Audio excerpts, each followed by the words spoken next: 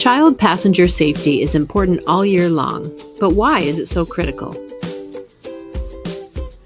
The answer to this question lies in the fact that car accidents continue to be a leading cause of death for children. Since many of these deaths can be traced back to improper car seat usage or installation, it's worth it to be reminded of some car seat basics. First, make sure you use the right car seat for the size of your child. Then, be sure to install it properly using the manufacturer's instructions.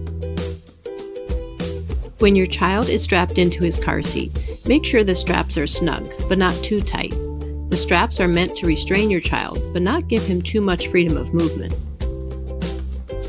Be sure to pay attention to the expiration date on the car seat, and watch out for any recall notices from the manufacturer. After all, you don't want to use an unsafe car seat.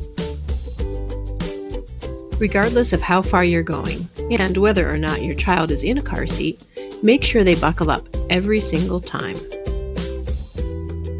The best way to make sure that your child always buckles up is to make sure you buckle up every single time.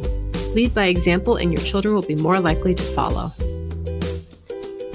Just remember, as the driver of the vehicle, you are the one who is ultimately responsible for your own safety and that of your passengers.